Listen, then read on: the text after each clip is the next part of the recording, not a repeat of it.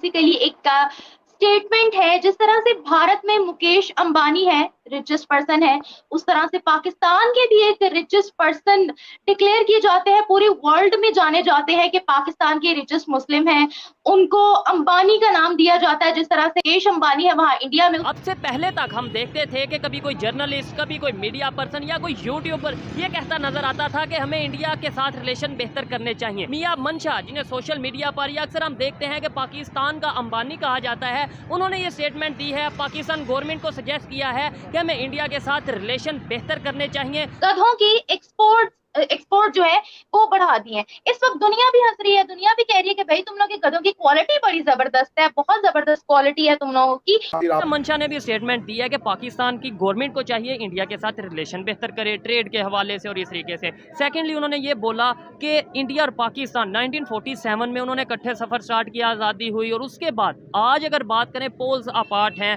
ज़मीन आसमान का फ़र्क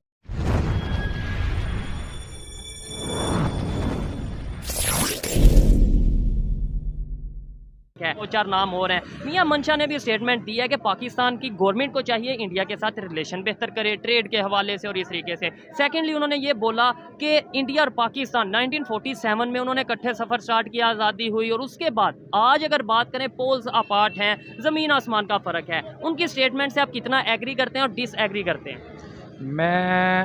मेरा अपना पॉइंट ऑफ व्यू है, मैं उनकी स्टेटमेंट से बिल्कुल डिसएग्री करता हूँ। इन लोगों को, ये जितने भी बड़े बिजनेस टाइकून हैं पाकिस्तान के अंदर, जब से पाकिस्तान बना है इन्होंने सिर्फ अपने मफादात देखे हैं। इन्होंने आम आदमी का नहीं सोचा, इन्होंने मिडिल क्लास का नहीं सोचा। इन्होंने हर गवर्नमेंट के साथ जाके, हर गवर्नमेंट के साथ मिल के इस मुल्क की आवाम को ही लूटा है। इन्होंने अपने मफादात देखे हैं, और बाकी रह की बात ये जो सजेशंस दे रहे हैं कि जी इंडिया पाकिस्तान को ट्रेड होनी चाहिए, ऐसा होना चाहिए, वैसा होना चाहिए, और जो पाकिस्तान है पीछे रह गया, हालांकि दोनों ने एक ही साथ सफ़र शुरू किया था।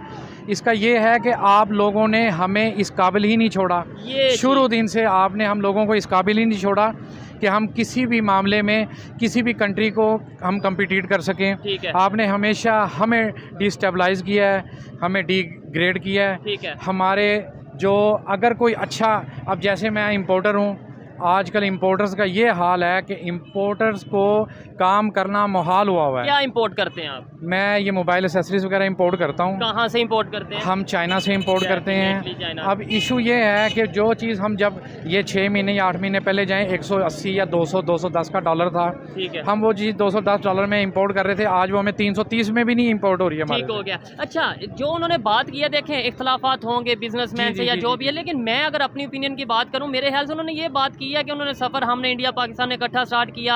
आज इकॉनमी में, आज उनके बिजनेसमैन की अगर बात करें, दुनिया के टॉप 10, टॉप 5, इवन टॉप 3 में भी आते हैं। हमारे यहाँ पे टॉप 50 में भी शायद कोई मुश्किल से आता हो। क्या वजह है? सोच में क्या फ़र्क है उनके इंडिया के बिजनेसमैन और पाकिस्तान के बिजनेसमैन में? सोच में क्या फ़र्क है? सोच में ये फ़र्क है कि वो अपनी कौम का सोचते हैं। उनके जो लीडरान हैं, जैसे भी हैं, सियासत वहाँ की भी गंदी है, मगर इतनी गंदी नहीं है कि यहाँ पे जितने भी प्राइम मिनिस्टर्स आए हैं ना, मैंने तो देखा है 47 से लेके आज तक किसी भी प्राइम मिनिस्टर को इन्होंने खुल के खेलने नहीं दिया। टाइम कोई भी नहीं अपना पूरा कर सका। कोई अगर अच्छी पॉलिसी लेके आया भी है तो वो पॉलिसी इन्होंने चलने नहीं दी। वो आप लोगों को भी पता है कि कौन लोग ये पॉलिसियाँ चलने नहीं देते। इस वजह से अब ये मीर साहब हमारे साथ एक दफ़ा नहीं कई दफ़ा हो चुके हैं। आप देखें 90s में, 88 में गवर्नमेंट चेंज हुई, 92 में हुई है, 2000 में हुई है, 2013 में हुई है, 2018 में, अब 22 में। अब किसी भी बंदे को ये जनाब कुछ भी नहीं करने दे रहे, कुछ भी नहीं करने देते। आपने बोला वो लोग जो ये चीज़ करते हैं, जो चलने नहीं देते किसी प्राइम मिनिस्टर को। आपने अगर किसी अदारे की लेट्स सपोज बात किया, वो अदारे तो वहाँ पे भी मौजूद हैं। आपने जिनकी भी बात की, वहाँ पे जो इदारे हैं वो इंटरफेरेंस उनकी बिल्कुल ज़ीरो है। यहाँ पे एक ही इदारा है, लेकिन आप खुल के मैं बात कर रहा हूँ, इस्टेब्लिशमेंट है, वही वज़ीर ख़जाना है, वही वज़ीर ख़ारजा है, वही वज़ीर दाखिला है। आप किसको देखेंगे? यही वो सारा कुछ वही हैंडल कर रहे हैं। नहीं, यही बात पे इंडिया के प्राइम मिनिस्टर ने रिसेंटली कुछ टाइम पहले स्टेटमेंट दी थी कि भाई हम किससे बात करें। हाँ, बिल्कुल। आपके ISI से बात करें, आपकी चीफ ऑफ आर्मी से बात करें, आपके प्राइम मिनिस्टर की तो वैल्यू ही कोई नहीं है कि प्राइम मिनिस्टर से मैंने वो सुनी है। तो आप उस बात से डिसएग्री करते हैं? नहीं, मैं एग्री करता हूँ। मोदी साहब बिल्कुल सही कह रहे हैं, बिल्कुल सही कह रहे हैं। आजकल हमारे मुल्क की मईशत है ना, वो 100% ज़वाल पजीर है, 100% ज़वाल पजीर है। आम आदमी बिल्कुल तंग है।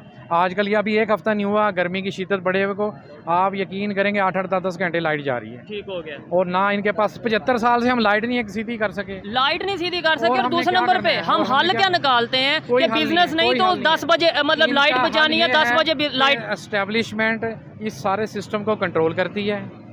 अगर एस्टेब्लिशमेंट इन सारे सिस्टम को कंट्रोल कर सकती है, करप्शन को क्यों नहीं कंट्रोल कर सकती? कंट्रोल करप्शन को करना चाहिए ऐसे ही है। इनको। जैसे ना देखें, अब ये बिजली बनाने वाली कंपनी है, हाँ हाँ अब ये जनाब बिजली इनसे लें ना लें, इनको हर महीने हमने करोड़ों डॉलर पे करने ही करने ठीक हैं है। IPPs को। हाँ। उसके अलावा और ऐसे इश्यूज हैं कि जो हम फंसे हुए हैं हर तरफ से। है। सूद की मद में अरबों रुपए सालाना हमने कर्जे की सूद में, कर्जा तो हमने जो देना है वो देना ही है। और सूद तो वैसे ही हराम है, तो हराम है। पाकिस्तान एक इस्लामिक कंट्री है, हम हराम भी कर रहे हैं, अल्लाह से जंग कर रहे हैं, सूद बेशक, जो है। बेशक बेशक।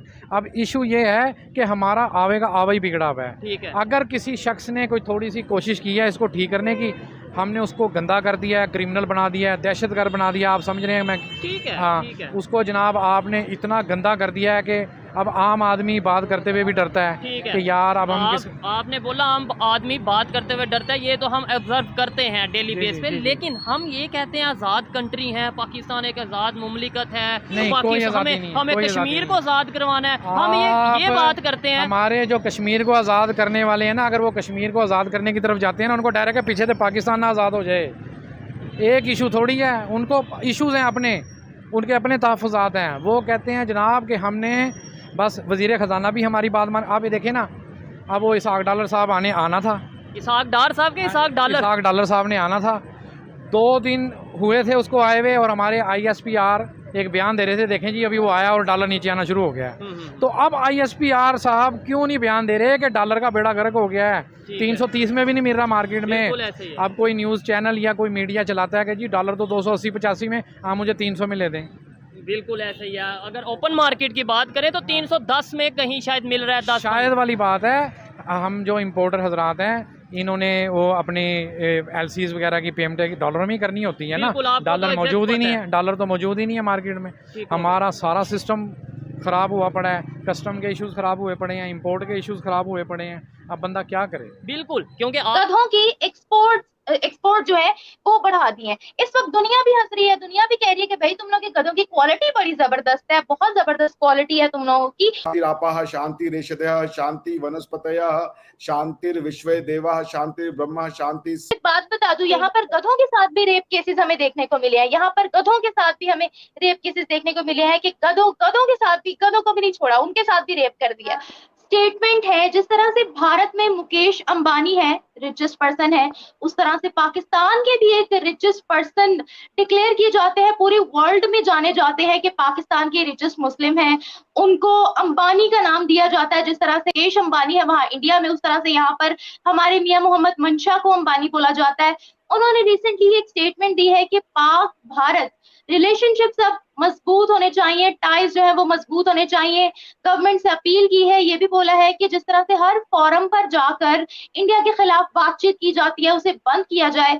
दोनों ममालिक जो थे वो एक साथ सेपरेट हुए, बट आज हम कहाँ हैं और भारत कहाँ पर है, ऐसा बोलना है हमारे पाकिस्तानियों का ही। हम देखते हैं कि पाकिस्तान की आवाम भी चाहती है कि इंडिया के साथ यूनिटी हो जाए, इंडिया के साथ रिलेशनशिप्स दुरुस्त हो जाए। आप दोनों, चूंकि आप दोनों भी यूट्यूबर्स हैं, आप दोनों भी पाक भारत पर बात करते हैं, तो इस स्टेटमेंट के बारे में आप क्या कहना चाहेंगे कि क्या पाक भारत रिलेशनशिप्स को अब मजबूत हो जाना चाहिए और पहल किसकी तरफ से होनी चाहिए? सबसे पहले जानेंगे यास्मीन जी आपसे। बहुत शुक्रिया। आपका जो सवाल था उस सवाल में काफी सारे जवाब भी हैं। जैसे कि आपने सवाल किया, तो सबसे पहले मैं अपना जवाब देने से पहले एक बात जरूर कहूंगी कि जितनी भी पाकिस्तानी यूट्यूबर्स की वीडियोस होती हैं, पाकिस्तान से जो भी मीडिया से ताल्लुक रख रहे हैं इस वक्त और जो पब्लिक ओपिनियन आप लोग लेते हैं, तो उसके मोस्टली व्यूअर्स जो होते हैं वो इंडियंस होते हैं। आई होप निम्रा के आपके चैनल से ये बात पाकिस्तानी बाशिंदे भी सुने मेरी, और तहम्मुल से बैठकर इस बात को समझें कि आज इकोनॉमिक क्राइसिस का सबसे बड़ा जो कारण है पाकिस्तान में, उसका कारण कोई और नहीं बल्कि खुद पाकिस्तान है। जहां तक आपका ये सवाल है कि आपके यहाँ एक इंडस्ट्रियलिस्ट हैं, एक बिजनेसमैन है, उन्होंने जो स्टेटमेंट दी है भारत और पाकिस्तान के मजबूत संबंध के बारे में जो बात कर रहे हैं, मुझे एक बात समझ में नहीं आती निम्रा कि भारत पाकिस्तान के बीच में संबंध की बात तभी क्यों आती है जब पाकिस्तान में बदतरीन से बदतरीन हालात जब पेश आते हैं और आपके यहाँ एक सिविल वॉर की स्थिति आ जाती है, तभी कोई पाकिस्तान से कोई बिजनेसमैन इस पर बात कर रहे होते हैं। क्यों पाकिस्तानी इससे पहले नहीं सोच रहे हैं कि पाकिस्तान गर्त में जा रहा है?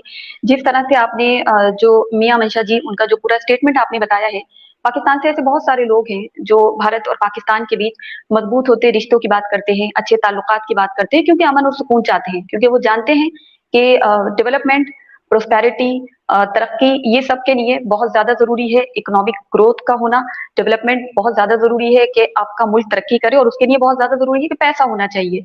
तो जाहिर सी बात है वो बिजनेसमैन है, वो उसी नजरिए से सोच रहे हैं। लेकिन अगर हम पाकिस्तान की बात करूं, मैं एज एन इंडियन यहाँ बैठकर, तो मुझे ना बहुत ही कॉम्प्लेक्स नेबर लगता है पाकिस्तान हमारा, जिनका हमें कुछ नहीं समझ आता। एक तो सबसे बड़ा पाकिस्तान में दिक्कत ये है इकोनॉमिक क्राइसिस की, जैसे कि आप खुद भी जानती हैं, आपके यहाँ पाकिस्तान में पूरा पाकिस्तान का निजाम किसके हाथ में है? पाकिस्तानी आर्मी के हाथ में है। आपने जैसे कहा कि पाकिस्तान में जो तमाम हालात इस वक्त पेश आ रहे हैं, अभी पाकिस्तान में इतने बदतरीन हमने हालात देखे, लोग सड़कों पर निकल कर, एक तो पाकिस्तान का वैसे ही भंटाजार है, पाकिस्तान में कोई सुकून नहीं, कोई अमन नहीं, कोई ग्रोथ नहीं, कोई कुछ नहीं, और ऊपर से जो बना कुचा था वो भी तोड़ने के लिए लोगों का जिस तरह से हमने हुजूम देखा। उसके अलावा अगर मैं इकोनॉमिक क्राइसिस की बात करूं, पाकिस्तान में इतना हाई इन्फ्लेशन है, जीडीपी में पाकिस्तान कहाँ रैंक करता है? जाहिर सी बात है कोई भी बिजनेसमैन हो या कोई एक आम व्यक्ति भी हो, अगर वो तहम्मुल से सोचेगा और वो तरक्की के बारे में सोचेगा, तो वो यही देखेगा ना कि पाकिस्तान किस ओर जा रहा है। भाई दूसरे के घर पर आप पत्थर फेंक रहे हैं, उससे पहले आप अपनी बाउंड्री वॉल तो बना लें, अपने बारे में तो कुछ बेहतर सोच लें। वो